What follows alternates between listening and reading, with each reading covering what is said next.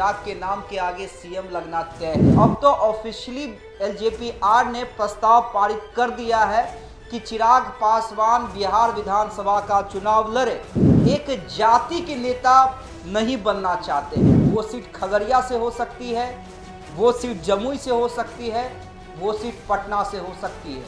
चिराग पासवान को आने वाले कई सालों तक राजनीति करनी है, लेकिन चिराग पासवान की सोच जो है कई राजनेताओं से आगे की है, इतना तो तय हो गया। और 25 में चिराग पासवान के चुनाव लड़ने से उनके पार्टी नेताओं और कार्यकर्ताओं का जोश हाई रहेगा, यानी स्ट्राइक रेट फिर से अगर किंग मेकर की भूमिका में रहते हैं तो वो एनडीए के साथ बड़ा डील कर सकते हैं। बड़ा डील में कुछ भी हो सकता है, सीएम की कुर्सी भी हो सकती है। देखिए, मैंने कहा था कि अगर एनडीए की सरकार बिहार में 2025 में बनती है तो चिराग के नाम के आगे सीएम लगना तय है। मैंने ये भी कहा था कि चिराग पासवान अगर ये कह रहे हैं कि उनकी इच्छा बिहार आने की है और पार्टी अगर चाहेगी तो वो चुनाव लड़ेंगे, तो उसी दिन ये तय हो गया था कि चिराग पासवान बिहार का चुनाव लड़ेंगे।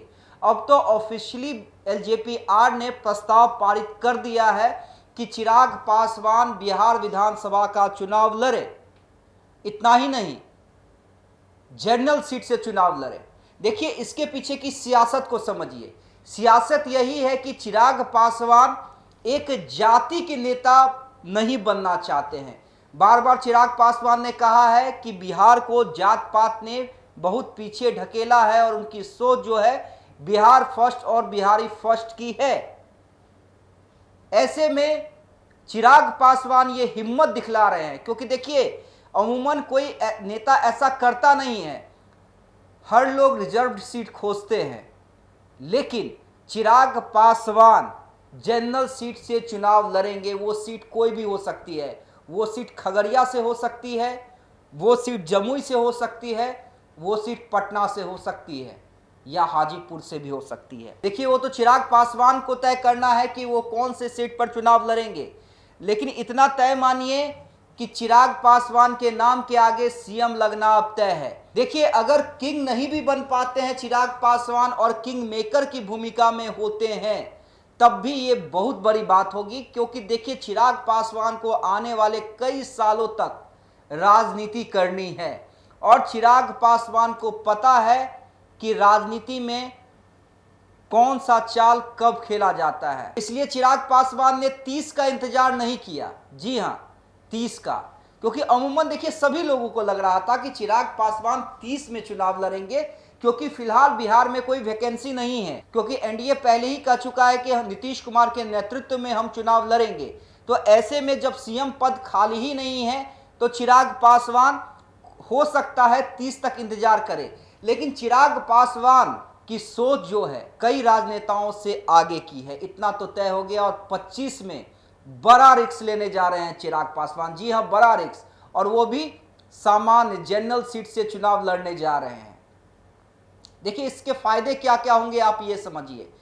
चिराग पासवान सभी वर्ग में स्वीकार्य होंगे, ये चिराग पासवान एस्टेब्लिश करेंगे।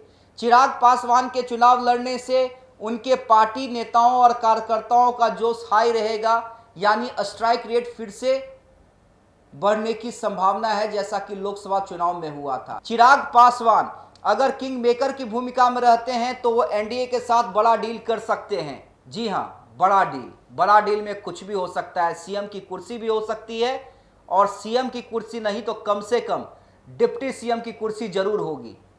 और ये संकेत देखिए, उससे भी ज्यादा बड़ा संकेत ये होगा कि नीतीश कुमार, मैं बार बार कह रहा हूं कि देखिए, नीतीश कुमार जिस दिन जिस वक्त कुर्सी छोड़ेंगे, बीजेपी के लिए एक क्लियर मैसेज चिराग पासवान का होगा कि अब हमेशा के लिए एनडीए का चेहरा आफ्टर नीतीश मैं हूं। ना निशांत हैं, जी हां, ना निशांत होंगे।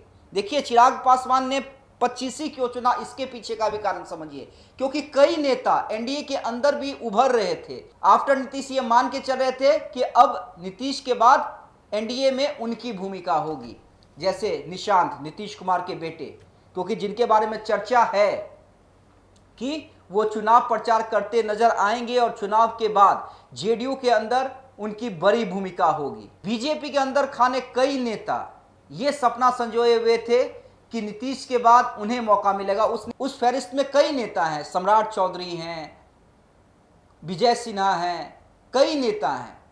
हालांकि बीजेपी में तो ऐसा होता है कि कब बीजेपी नेतृत्व किसे सीएम का चेहरा बना दे वो किसी को नहीं पता होता है, लेकिन लंबी फहरिस्त बीजेपी में है।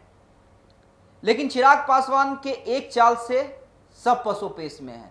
स्वागत सब कर रहे हैं, कह रहे हैं कि चलिए बढ़िया है, स्वागत है। दिलीप जायसवाल भी कर रहे हैं, नीरज बबलू भी कर रहे हैं। लेकिन चिराग पासवान ने अपने एक चाल से कई लोगों को शिकस्त दे दी है और उन्होंने बता दिया है कि वो असल में रामविलास पासवान की विरासत को संभाल रहे हैं।